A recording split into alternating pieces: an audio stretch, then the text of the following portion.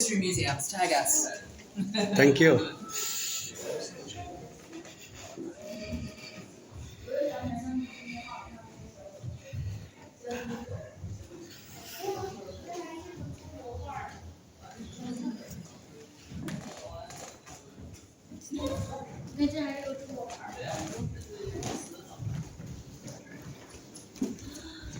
Hello! Welcome to Mackenzie House. This is the old Georgia's first mayor, first and only significant no, and also publisher extraordinaire, which is Sammy is a part of.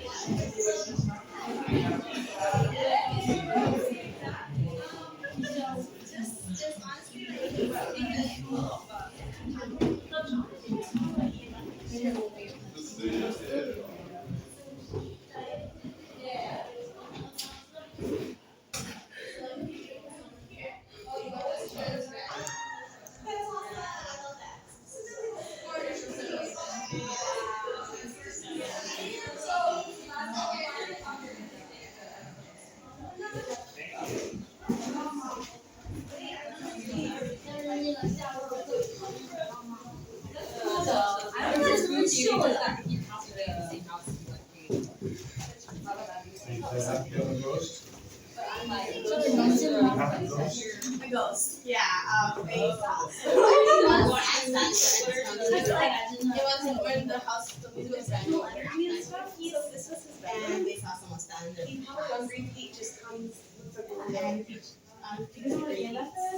so if you bring that here, it always turns red. I tried it myself, and every time I go to that corner, it's always red. And then if you stitch it, always goes to red. It repeats. Interesting. And then very cute. Yeah. But I'm like, that was right there. Because I want to know where you get. Yeah. I just feel like it's like, oh, did they? Yeah. I think it's like, oh, it's weird parts. That's why I think it's so cool. Yeah. But that was your bed. And then they gave you panic. This is the bedroom of William and Mackenzie and his wife also master. And the room that I guess that was their daughter's room. Okay. Yeah, the $3. Which room is that small one? Oh, this was actually decorated to be storage slash office room. Yeah, we don't have conclusive evidence to really call it one room.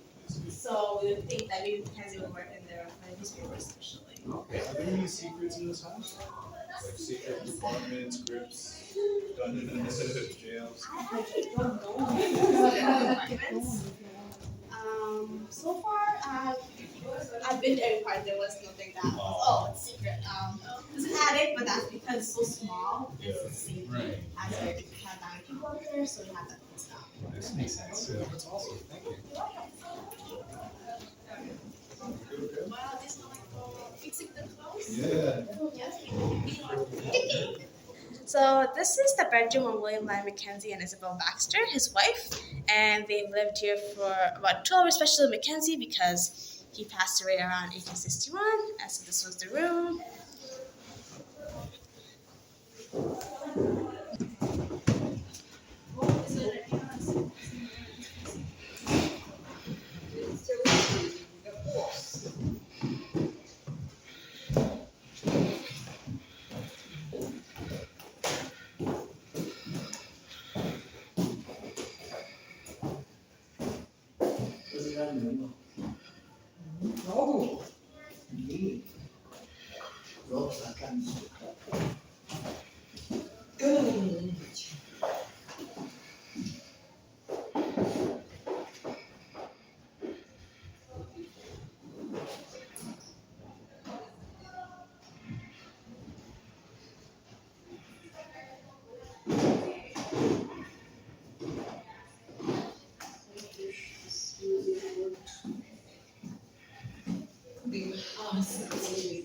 Share ghost stories.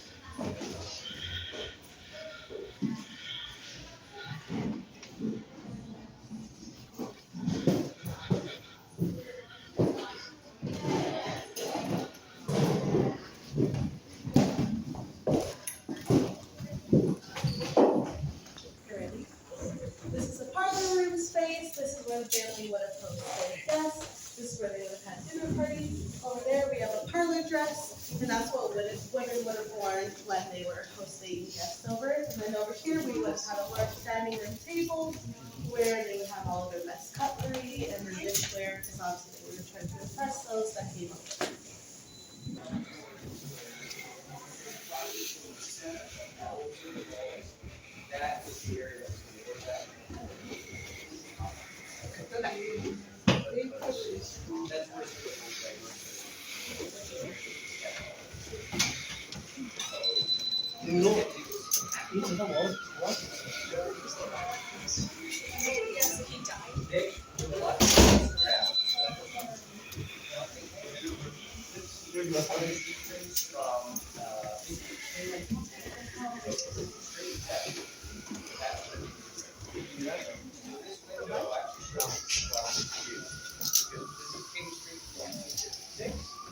Mackenzie, when he puts out his final paper's message, he even says, I'm set up outside. I wish I wanted this one.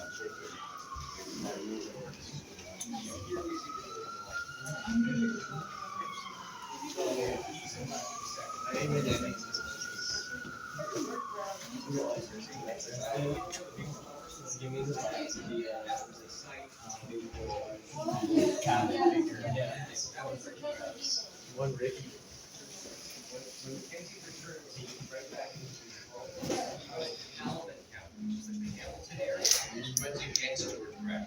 And he wins. He wins against George Brown. And he's not looking out there. Right. But he has the people that ward know that? Oh, he has property out there. And that sort of, because his one friend, he burns bridges, but he rebuilds them and he comes back. Yeah, the rebellion was interesting. They was still a controversial person historically, right? Depends on your view.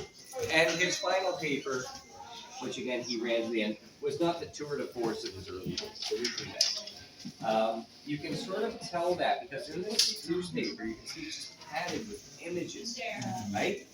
Now it's public expectation to have 4 pages in a newspaper, right? You feel was not adequate, you got less. And so he doesn't necessarily have the content for it.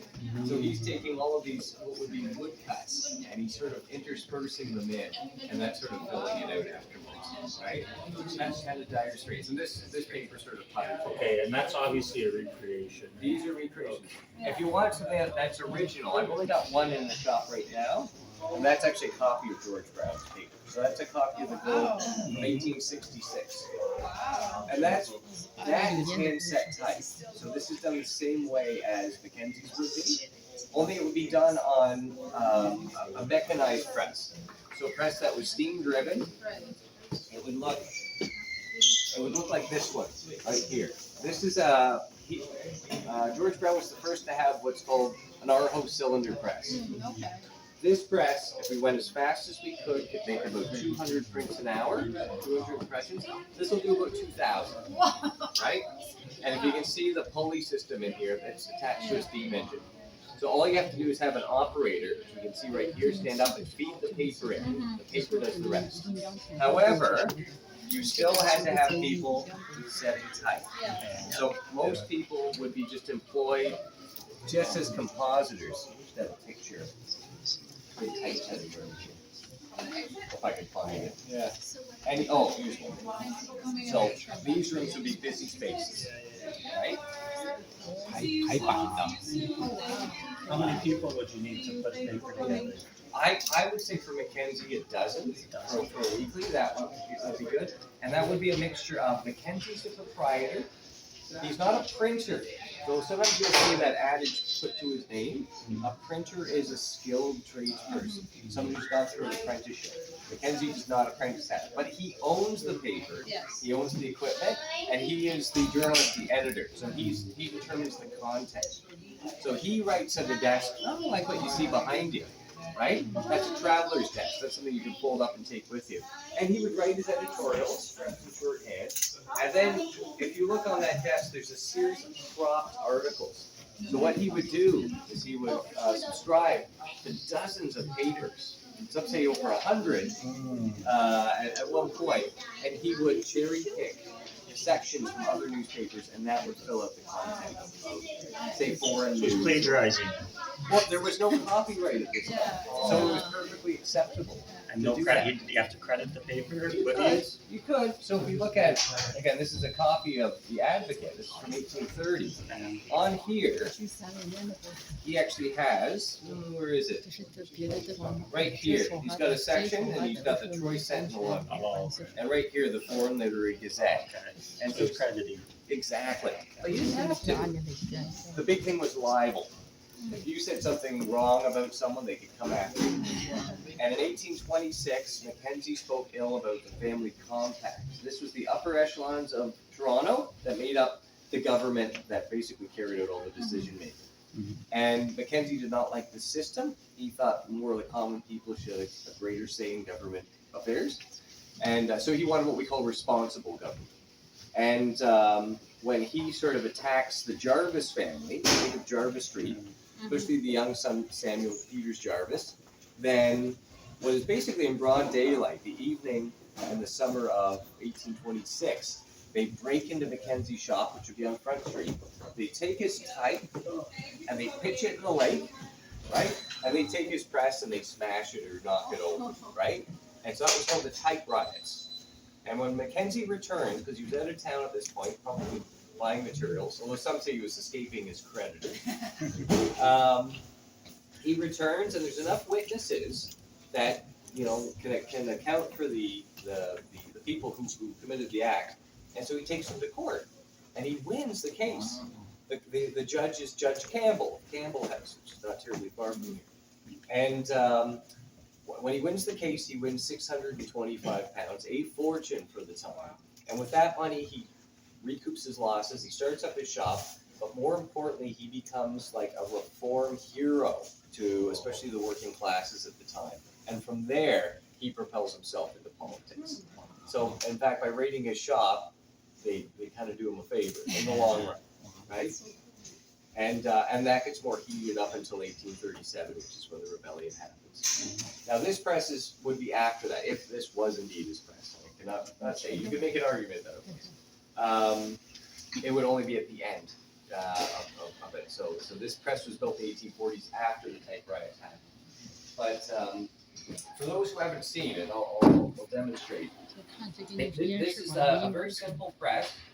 And unlike George Brown, who would have started on this press from the Globe, so it's very quickly grown into more innovative printing technology, Mackenzie couldn't afford anything beyond that. So he sticks with a flatbed press. It's very akin to a Gutenberg press, if you've heard that name. He had an old wooden press in the 15th century. Only by the early 1800s, they had switched from wood and they turned to iron presses, right? And that way they can accept more pressure, so they won't crack, right? And to make it easier, instead of having a screw, which used to wrench down the press itself, they started coming up with better toggles. This is called a figure 4 mechanism. There's a 4 shape that's right here, right? This was invented in the 1820s by a fellow named Samuel Rust. And whenever you see this design, it's a Washington press. That's a patent that goes with the name. They made these all the way to the end of the century. Now, in this case, all you have to do is take your type, which is the bulk of your labor, right? You lay it here. The bed is big enough to accept 2 pages of a newspaper, which you print 2 at once. In this case, it's just a small poster, but we'll pretend. You gather your ink. So your ink would be oil-based ink, very tacky. You can hear how tacky it is. This is relief printing. So anything raised is what's printed, and then the subcategory of that, we call this letterpress. So it's about printing text. You can do images, but it's mainly about printing text. And you basically roll over the top. You'd have 2 people do this. One person is an inker. So imagine people rotate. One person inks it. They go back and they gather more ink. The other person has the paper ready. They are the press person. And they're going to lay the paper on top. And then printing gets pretty simple. You need to have equalized pressure. So in order to help balance it, you have what's called a tin-pin. So a tin-pin comes from the word timpani, which is a drum, right? So it's a stretched canvas like a drum. And on here, I've got a little piece of paper. I've got a very simple what's called a make ready, which is just a way of adding more material to increase the pressure. Because the more I have between the type and the press, the harder press is, the darker the image, right? And so I'm gonna take the bed, it's got a crank handle, it's on these leather tugs, I'm just gonna crank it underneath what's called the platen, right? Gutenberg had a platen tube, but much smaller, made it of wood, right? So you'd have to pull, say you did a Gutenberg Bible, he did what's called a 42-line Bible. You put half of it in, you'd press it, and then you put the second page in, and you'd press it. Once we started getting into this technology, it's one press over the whole thing, a one full press, speeding up. This is the evolution of the printing. So when we pull it, right, we're straightening up this arm. We're getting lots of leverage with our elbow lever here, making it very easy to pull that. Because you're going to be doing this hundreds and hundreds of times in a day. Every time you do that, it creates an impression. So one side of a newspaper or a book page or whatever it would be, right? And the impression is just whatever's stuck to the page, right? So, and then you ink in the teeth. All thing. The press is just one. And yeah, you can get to dry wherever you could. So it could be in your rafters or it could be on dowel, right? There's no right or wrong answer. This is just a suggestion of how our print shop could be. And then you'd roll it up, you'd hand it to the person, you'd have a subscription base, so you know who to give it to. It would go to their post box, so not door to door, right? And then you can take a day off, we don't work Sundays. And then the next week, you'd come and you'd have your young apprentices, those learning, redistribute the type back, and you'd have your older ones collecting the type for the next week's paper. So it's just cyclical over and over again. And the whole while you're doing these newspapers, you're making posters, you might make small books, right? Flyers. He lists all the things that you can make that are extra. And those are the things that are necessary to keep it financially viable, right? It was such an expensive trade. Think of the printing press as the internet of the 1800s. Very important. What was the most common workplace injury? Oh, geez, lead poisoning? It was slow and incremental. This would be lead cut, right? So lead, it doesn't hurt you because it's not getting into your system, but you get lead dust. And the big thing is they did not know hygiene. So they wouldn't wash their hands when they eat, and that's how they would ingest it. And it's incremental, so over time it will slowly be poisoning, right? But I'm sorry to say that most things in your house are also prevent poisoning. So it's just part of the parcel. Do you have the type of paper they use back then? Well, yeah, I mean, that copy of the Globe, that's That's the type paper. of paper? Thank you. Thank you. Yeah, it was very, very welcome. It was cotton paper. Okay. Cotton linen blend was the Okay. normal thing. Rag paper, because typically it's recycled paper. Yes. Wood pulp paper, like what I just printed on, Yeah. that is something you'd see in the second half of the 1800s, probably after Mackenzie's time when it became popular. But it's half the cost, Oh, wow. and we have a lot of trees here, so Yeah, that helps us. And so it took a while, but printers gravitated towards it once they felt it wasn't too flimsy.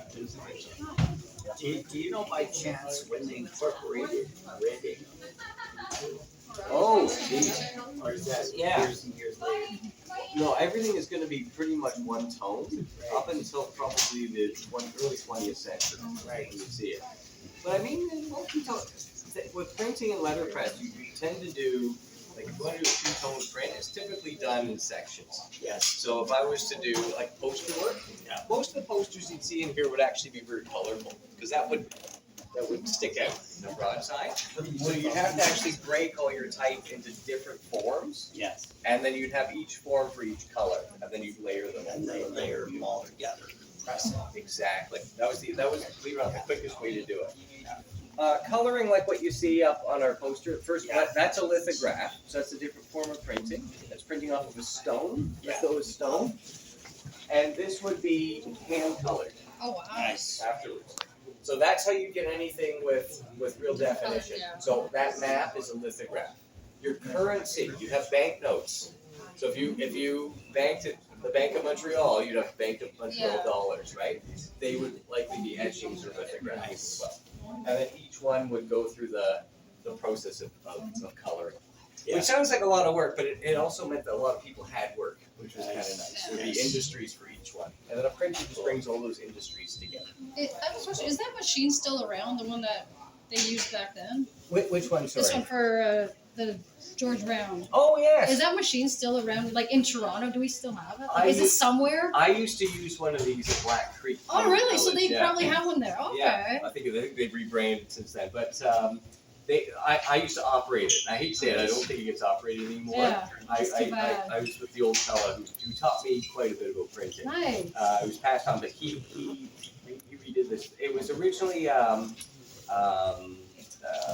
machine from the Kingston J, which was a daily paper at the time. And it's not all of these presses, even if they were belt driven, they had the capacity to be manual, so Right. it had a crank. So Yeah. you had to crank. So I spent a lot of time. So if you talk about injuries, small back injuries were Nice. Sorry, what's it called again? That one machine? we would call it a cylinder press. Cylinder. It's basically a large version of this. This is a Okay. proofing press, and instead it's like a big rolling pin, right? And so instead of having a flat plate come down, it's just a heavy weight that goes over this way, and it's just a much faster way of applying Yeah. pressure. So again, that's just how it evolves. And now everything it's a much different system, but Yeah. it's still rollers. For sure. I have a stupid question. No, it's- Maybe I missed out. How people write all the writing? You write in pen or? Well, everything would be written in pen first in a sense, but no, after that, everything would be typeset. So when you're looking at newspaper text, the type is exceptionally small, right? So this is the letter E. Oh, you're welcome. You're very welcome. E is the letter that's the most used in the English language. So it's got the biggest box, because you need a lot of letter E's. You can run out of letters. And all of your characters are mixed in here. This is O-Y-P, E, H, T, A, R. These are your caps. These are your numbers. This is your punctuation, right? In Mackenzie's time, you would have two cases for every font. So this is arguably right here one of William Lyon Mackenzie's type cases, or type frames, right? And so in this case, we have one here that's all of your small letters. So imagine this sitting right here, right, like so. And then you'd have another one that was all capitals, and it would sit up like this. And this is why we use the term still today, uppercase letters and lowercase letters. It's just a preaching term, right? That's it. And then eventually they said, well, I don't want to have two of each case for every font. So what they did is they joined them together. They made what's called a jobbing case. So that's what we see here, where the capitals are now at the side. But this was developed after Mackenzie's time. Very popular. But Mackenzie dies in 61. And it's in the 60s that this comes into place. Yeah. So some of the printing stuff I have here, Mackenzie's would not know. He would know the press, he would know type, you know basic things. He definitely wouldn't know that press, because that's from 1950, right? A little bit later. But it's all letterpress. And it's something that continued up until computers. The digital age made it obsolete. Yeah. Thank you. You're welcome.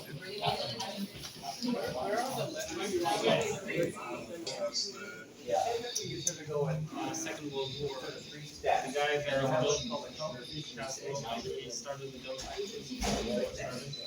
And during the war, he started building the proper one. Yes. He made lots of money, and then he spent half the money building it, the other half trading it. And then you sell it again. He ran out of money and he had to sell it. And so you would type left and right, upside down, bottom to top. When that was full, you transferred it to paragraph.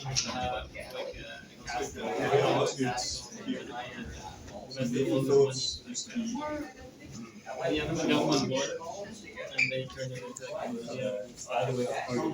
Yeah, for children, as a student, I went there. There's an escape room, there's an escape room there. It's actually pretty good.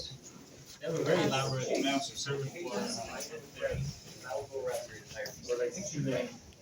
Once that's together, it's like, you can then pick that up and place it up. It's quite large. A puzzle. It Yeah, has a lot of room inside of it.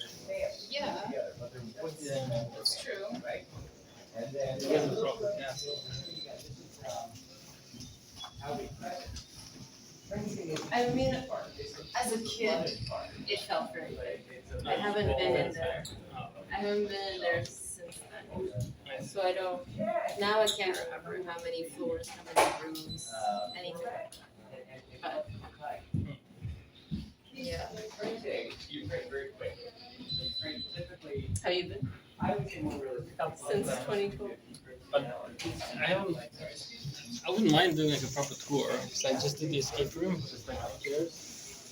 That's what it is. Excuse me. Let me see. We'll run the parts of the castle and release it in the escape room, but I haven't given that.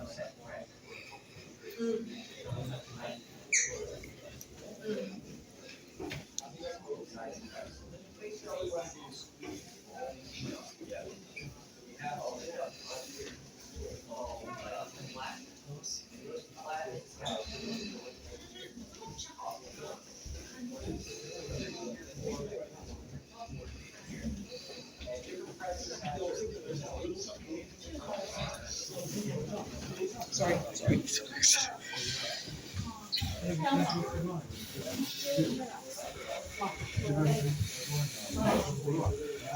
와, 맨날 지금도 빨리 죽었는데.